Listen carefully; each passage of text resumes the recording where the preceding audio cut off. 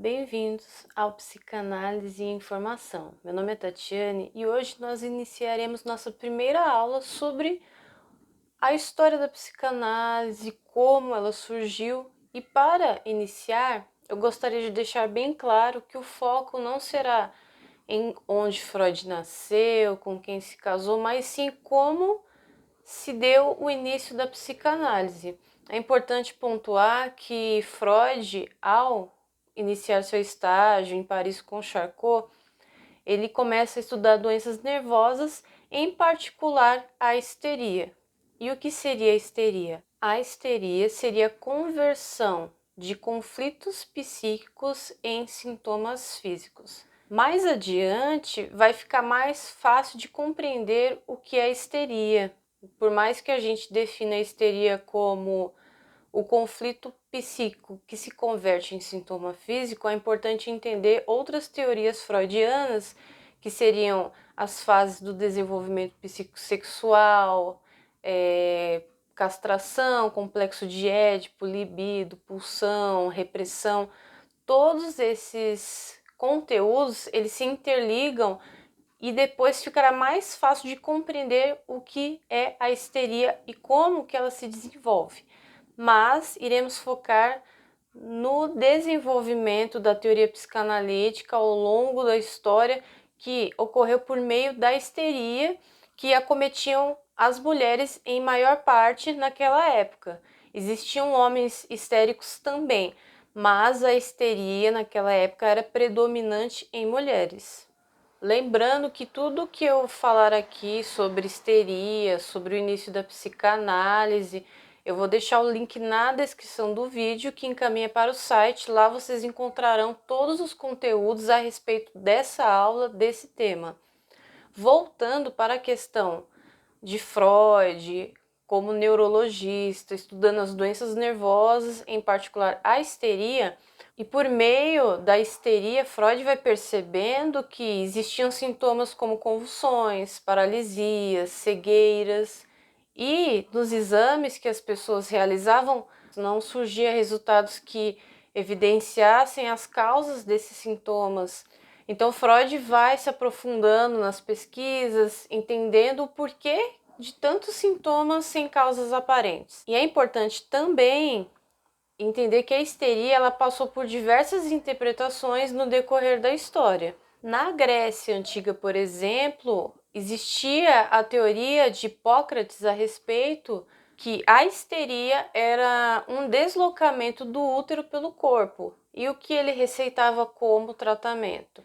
Casamentos e relações sexuais. Segundo ele, a mulher que mantivesse relações sexuais, ela manteria o útero no lugar e ele não iria continuar se deslocando. Já no Renascimento, a histeria ela já ganhou um olhar religioso, um olhar espiritualista.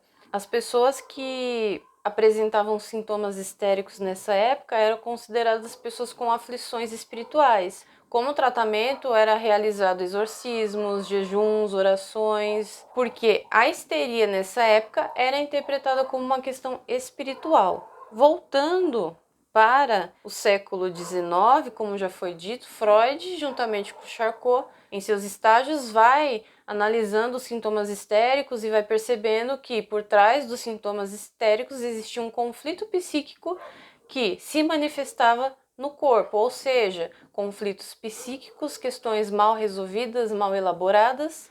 A falta de verbalização desses conflitos emocionais se convertiam em sintomas físicos. Para quem deseja se aprofundar nesse momento histórico, sobre como Freud vai desenvolvendo sua teoria a respeito do inconsciente, temos o escrito Publicações Pré-Psicanalíticas e Esboços Inéditos, de 1886 a 1899. Esse escrito de Freud conta sobre sua fase inicial, incluindo aqueles em que ele reflete sobre seu estágio com Charcot em Paris. Além disso, reúne também documentos e esboços de Freud que ele publicou ou esboçou antes de sistematizar sua teoria psicanalítica.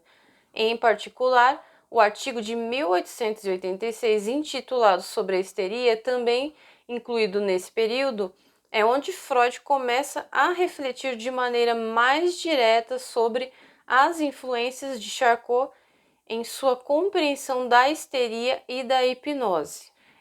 O método usado por Charcot para aliviar os sintomas histéricos era o tratamento com a hipnose. Mais à frente, também Freud, juntamente com Breuer, ele elabora questionamentos a respeito dos resultados da hipnose e o que existia por trás da fala, mesmo por meio da hipnose. Freud vai percebendo que ao falar surge o resultado do alívio momentâneo, que seria a catarse por meio da hipnose.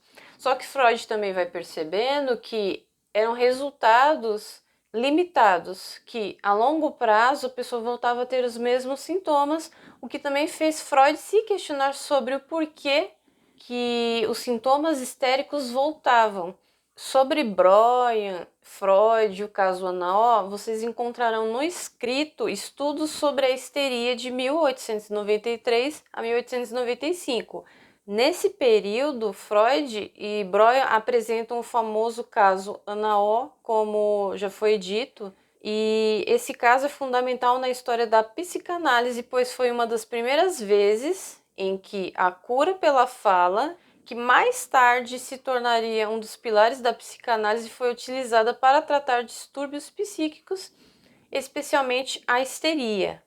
E por que é tão importante esse assunto a respeito do surgimento da psicanálise a partir da histeria? Naquela época, as pessoas não consideravam as questões de conflitos psíquicos. Ninguém ficava se questionando sobre traumas psíquicos, sintomas emocionais, e foi justamente o sintoma histérico que fez Freud se questionar que existia alguma coisa que influenciava nos comportamentos e no corpo. E a partir desse conhecimento foi desenvolvido a teoria psicanalítica.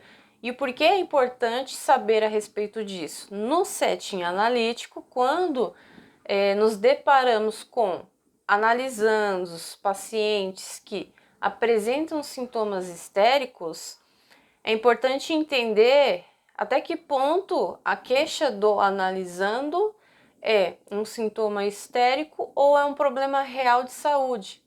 Até mesmo o paciente analisando, provavelmente ele vai se questionar sobre por que eu faço exames, no resultado não tenho nada, e como é possível sentir tantas coisas sem ter nenhum problema de saúde. E é nesse momento que o psicanalista, que o analista vai observar essa queixa, esse discurso e vai questionar o analisando a respeito do que isso significa para ele, como que ele lida com isso. E a partir das análises, dia após dia, o analisando vai trabalhar questões emocionais e baseado nesse trabalho com questões e conflitos inconscientes, o analisando pode diminuir seus sintomas com o passar do tempo.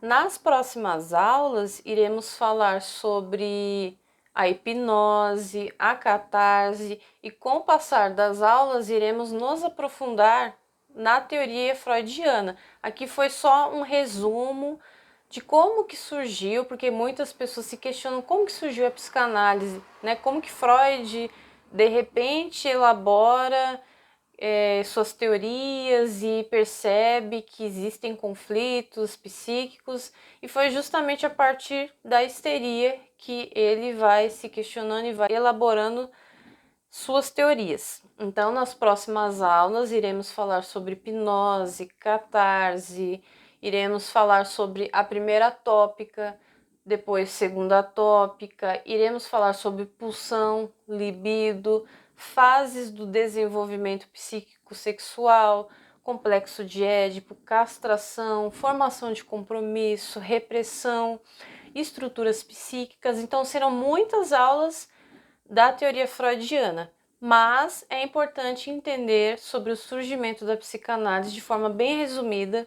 Lembrando que eu vou deixar aqui na descrição do vídeo o link que encaminha para o site. Lá vocês encontrarão todos os textos sobre a histeria, surgimento da psicanálise, até mesmo formação de Freud para quem quer se aprofundar nessa parte.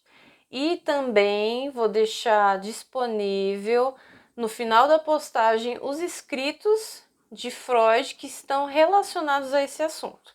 Eu espero que vocês tenham gostado e até a próxima aula.